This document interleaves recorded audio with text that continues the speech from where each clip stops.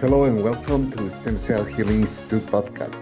In case you have any questions, please send us an email to info@stemcellhealinginstitute.com. Thank you and enjoy the podcast. Hello and welcome back to the Stem Cell Healing Institute podcast. Thank you for listening to this episode.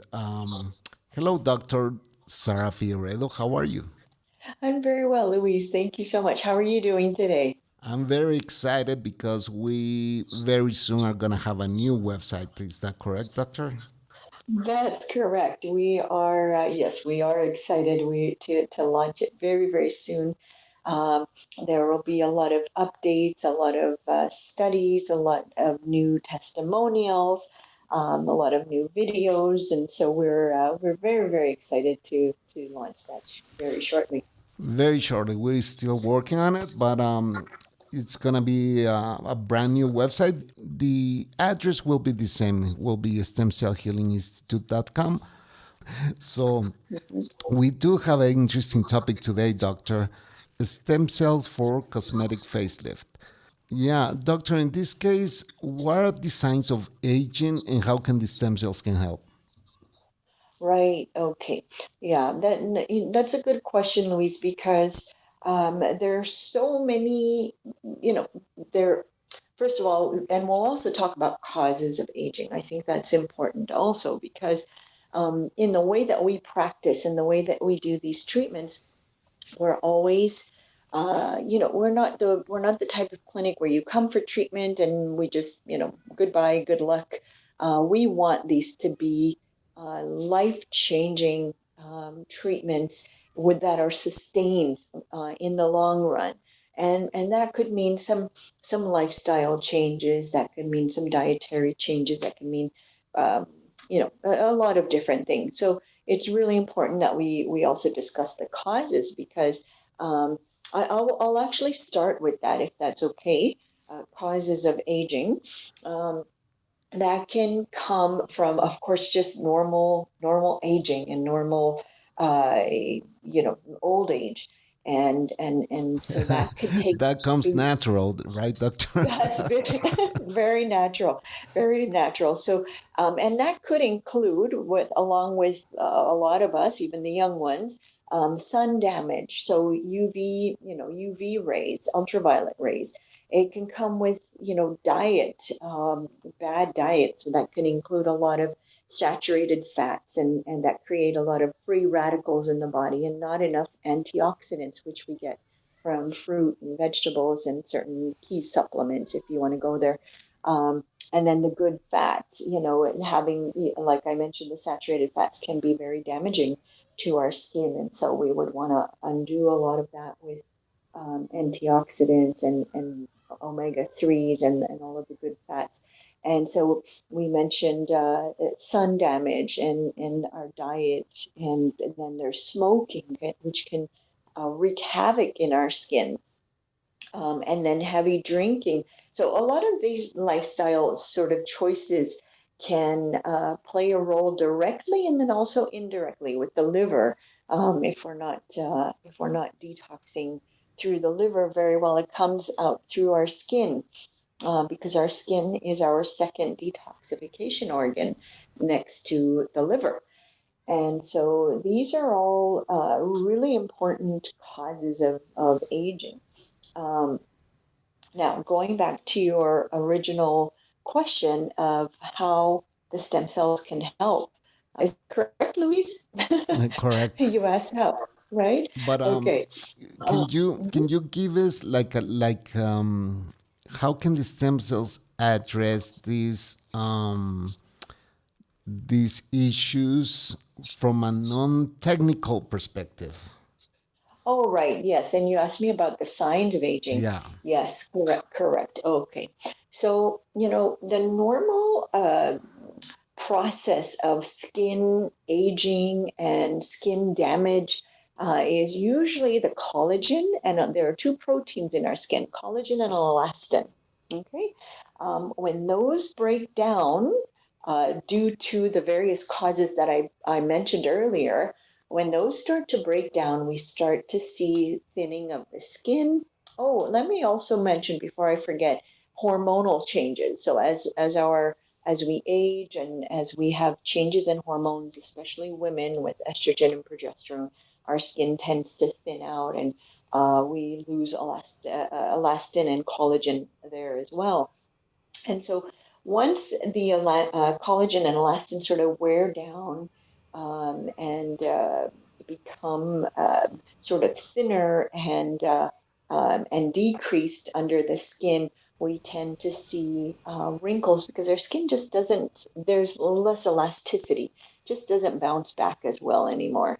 And so we tend to see wrinkles and fine lines and sagging because of the breakdown and the diminished proteins that I mentioned, the elastin and collagen. So those are usually the signs of aging and the signs in the deterioration of the skin. So yes, so other signs of aging include glabellar folds. Those are those angry lines between our eyebrows, and then we have the frontal horizontal lines across our foreheads. We have crow's feet. We have marionette lines, which are the lines leading from the corners of our mouth down to our chin as we age, as well as uh, the nasolabial folds, which are the smile lines. So those are very common signs of aging. Of course, as we mentioned, the fine lines and wrinkles just throughout. And another important sign of aging and sun damage is melasma, which is also caused by hormonal, an imbalance in hormones, but also the melasma and hyperpigmentation from sun damage. And so, and then freckles and other age spots, which we see from UV ultraviolet damage. So those are other some other very common signs of aging that we address with the stem cells. Thank you, doctor. And can we talk about the type of a stem cell that you use for the facelift option? Yes. So we can use we very often use a combination of stem cells. A lot of patients, they ask questions about umbilical versus bone marrow versus endometrial stem cells. We have found in our research and in our treatments, they are all quite equivalent. The endometrial is specifically, we like to use more for disease conditions and, high inflammatory conditions and disease conditions such as autoimmune conditions. So we tend to use the endometrial stem cells for that. However, we have seen very, very comparable results with bone marrow versus umbilical cord stem cells. The edge that we have with the bone marrow is that we have a proprietary method of growing the stem cells in the body prior to treatment. So we have this in vivo incubation. We get hundreds of millions of stem cells. Yes, hundreds of millions of stem cells within a few days, and they're fresh, non-toxic, brand new, very potent stem cells that do a phenomenal job. And I personally will opt for the autologous, which are the patient's own stem cells, versus an allogenic source if it's not really necessary. Um, and so those are the types of stem cells that we may use. And something very important that I need to ask you, can this avoid surgery? And also, why is it different from fat grafting or lipotransfer? Yes. So what we're looking to accomplish with the stem cells is a regeneration of the skin. Right? So we want to get back that balance. We want to get back that elasticity. We want to improve skin texture and tone, as well as the diminished pores. Some people start to have very, very apparent and very large pores.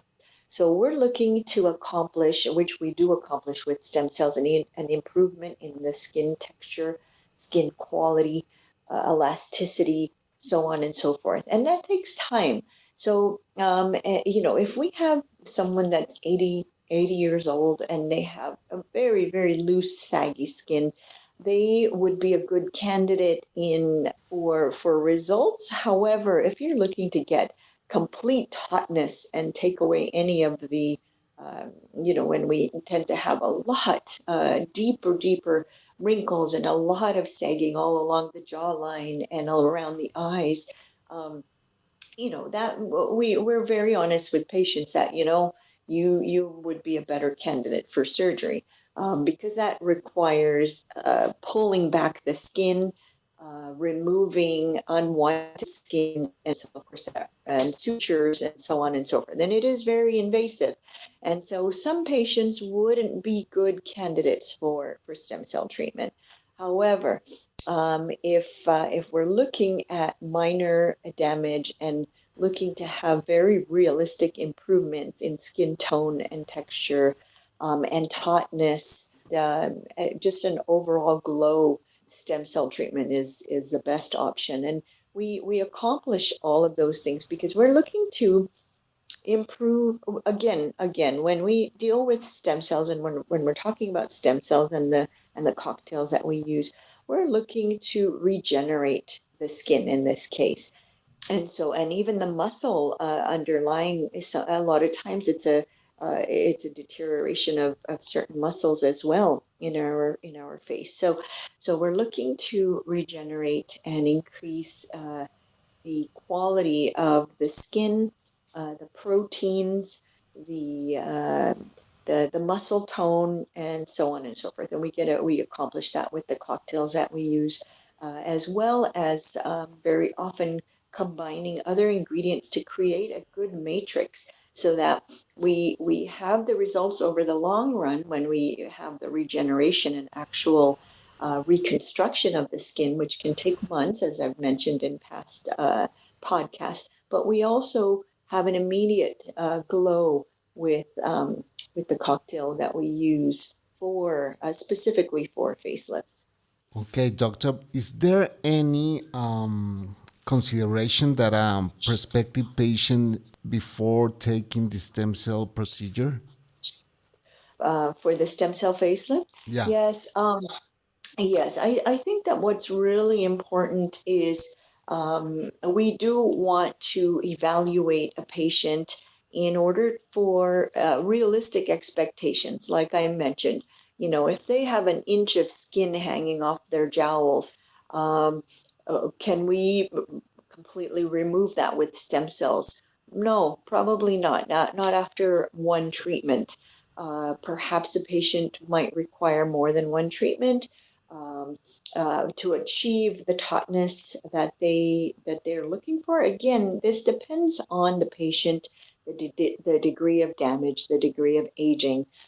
So it's really important that on a case by case basis we evaluate the patient and the patient's expectations. And yes, and that's something that it's very, very important to address. In this procedure, doctor, how do you administer these stem cells directly into the skin and for a facelift? Yeah, that's right, Louise. So, again, my motto is to leave no stones unturned. So it's really important that we apply the stem cells locally. So that's a direct injection to the skin, um, in all the different, in the face and neck area, as well as intravenous infusion. And that's really important because then we're getting the healing from the inside out as well. So everywhere that the blood flows, and so it goes to the skin and all of the tissues and the muscles of the skin, um, of the face as well. And so we have sort of this dual action effect. We have the local application as well as the systemic application. So, and that's how we tend to have very, very good results. Is there any downtime, doctor, for this procedure, or what? Mhm. what is the difference about having a facelift surgery and stem cells as far as the downtime? Right. That's a very important question to address because absolutely. I mean, with a facelift, it is much more invasive, as I mentioned. There's cutting and sutures and a lot of swelling and downtime. Of course, patients want to sort of disappear for a few weeks. Um, with the stem cell facelift, there is absolutely no downtime. I mean, if anything, there will be some swelling for a day or so, um, which is something that is very important for us to consider because when we're dealing with stem cells and growth factors, we actually want inflammation. That is what promotes healing. The inflammatory cascade promotes healing and reconstruction. So there will be some swelling, but very for a day or two, and but no real downtime in that sense. It's a very very very quick recovery. Awesome, doctor. Anything else you would like to add to this podcast? I think it's important to consider, Louise, prevention. So, once we do these treatments and we address the body, and again, talking about healing from the inside out. So, perhaps some, like I mentioned, some dietary changes and perhaps, addressing smoking and how much we drink and stress, all of these things can have wreak havoc, or perhaps not using an appropriate sunscreen or sunblock in the sun, not wearing sunglasses or some kind of protective gear, hats, things like that in the sun. So all of these things are really important to consider in prevention because we want to have the best possible results in the long run as well, and especially for those first few months to a year where the stem cells are really active. So these are things that are really really important to consider, that these are things that we have to keep in mind when we consider treatments like this, because it isn't a quick fix. To be very honest, it's not a quick fix. The body takes time to regenerate. When it's done correctly, it takes time, and we have to give it and nurture the stem cells in order to do the best possible work. Okay, doctor, that was very interesting podcast. So, ladies and men, also, this can work for men as well, right, doctor? That's correct. We've had male patients. We have quite a number of male patients, Oh, in fact. really? I thought that was not very Mhm. common among men. Oh, it's very common. It's becoming more and more common, actually, Oh, I see. as men are becoming more conscientious of their appearance and things like that, which is very understandable. Interesting. Okay, so if in case you want to look younger, stem cells may help. Doctor, I appreciate your time and enjoy your time up in Canada. Thank you, Louise. Thank you so much. Happy holidays. You too. You take care. You too. Bye bye. Bye bye. Thank you for listening. In case you have any questions, please visit our website, stemcellhealinginstitute.com. Or you may send us an email to info@stemcellhealinginstitute.com. If you want to contact us from North America, you may dial +1 209 690 7836. If you want to send us a message through WhatsApp, please add us at +502 4220 7297. And this is how you find us on our social media. On Facebook, Stem Cell Healing Institute. On Instagram, Stem Cell HI. On Spotify, Stem Cell Healing Institute. On YouTube, Stem Cell Healing Institute. We hope to hear from you. Thank you.